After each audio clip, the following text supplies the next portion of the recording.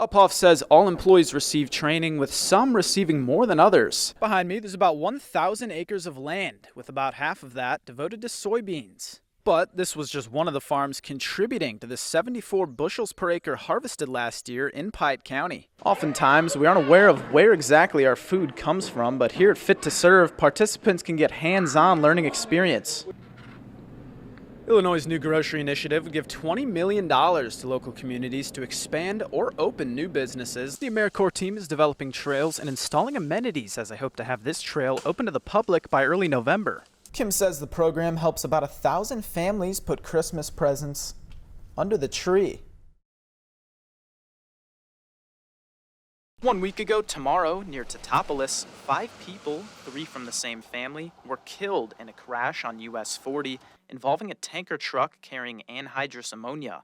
Authorities say the crash happened on US Route 40 when a vehicle traveling westbound tried to pass the tanker truck, causing the truck to overturn, jackknife, and topple into a parked utility trailer's hitch, leaving a 6-inch hole in the tank container, seen here in video released by the National Transportation Safety Board.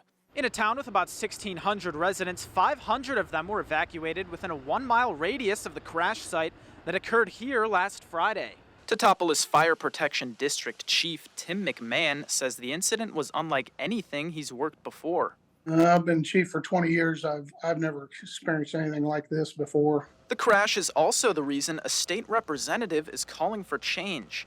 Adam Niemerg wants immediate improvements to Interstate 70 in a construction zone between Effingham and Montrose, the scene of multiple accidents, including one early Friday that forced traffic to US 40. Why is this happening? What's going on? I penned a letter to the governor yesterday and to the Secretary of IDOT asking, what are you doing?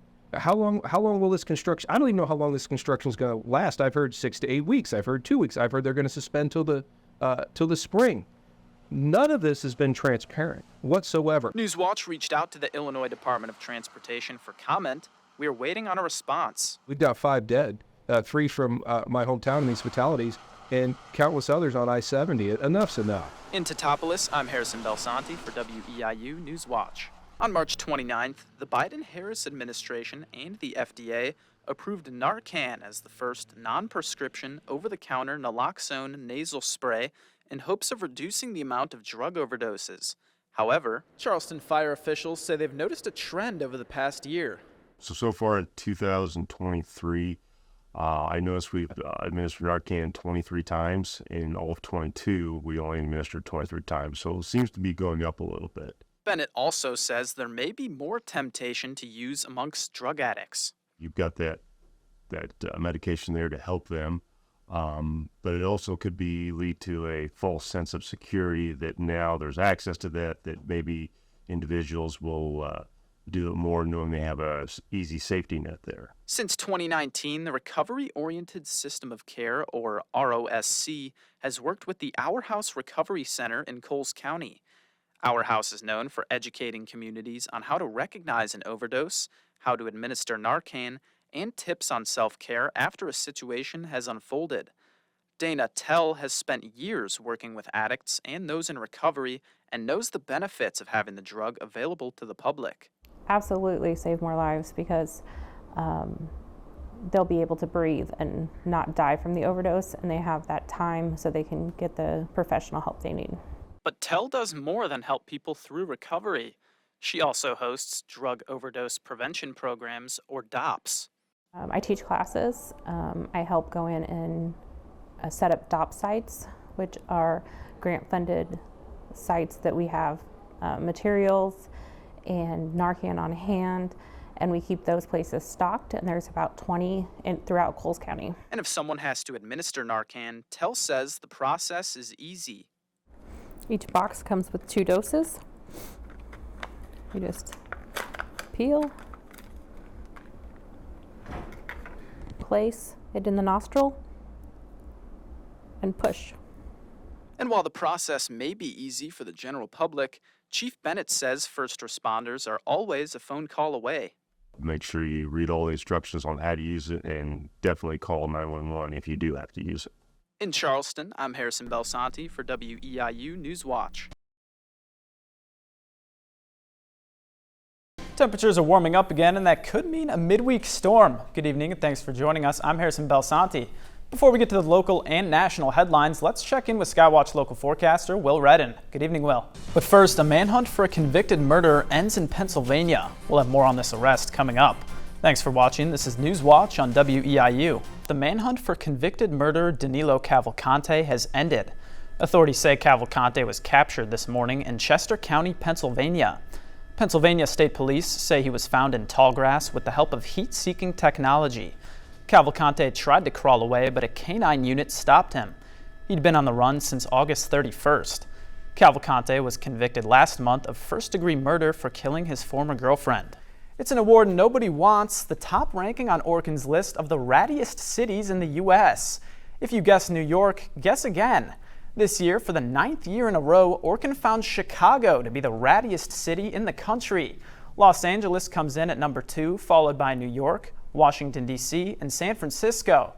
It's not rats, but Panthers that top tonight's Sports Watch report, and here with a preview is Jenna Miner. Topping tonight's National Watch, a shooting is reported on the University of Nevada campus.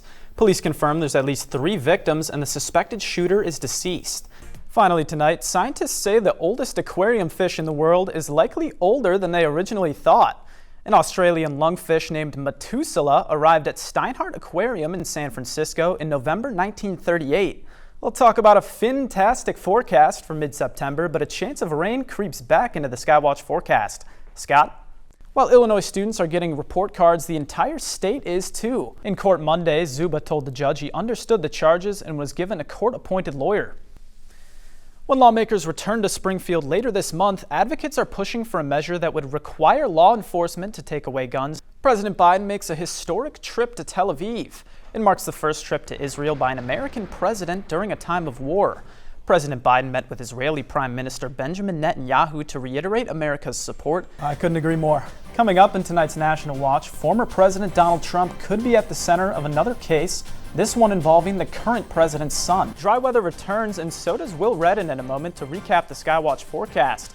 But first, a rare find in Thailand is definitely eye-catching and dazzling like a jewel. That story is next. Thanks for watching. This is Newswatch on WEIU. Tonight's parting story may give you the creeps. Take a look at what was recently discovered in Thailand, an electric blue tarantula. Well, nothing frightening about the Skywatch forecast, but we got a fair amount of rain overnight. Will is back to talk about dry weather for the rest of the week. Here's your chance to give the gift of life when the Red Cross says they need it the most. A blood drive is planned tomorrow at Eastern Illinois University. 2 local hospitals are offering free mammograms. The screenings are part of Breast Cancer Awareness Month. Indiana State University is planning an event this weekend completely dedicated to the world of bats. Finally, Christmas spirit is really blowing up on one street in Madison, Wisconsin. About a dozen neighbors on Monroe Street decorated their lawn with the exact same 12-foot blow-up Santa. It's definitely some good sweater weather this week. Thanks, Will. Still to come, authorities respond to reports of multiple people shot at the University of Las Vegas. We'll have the latest.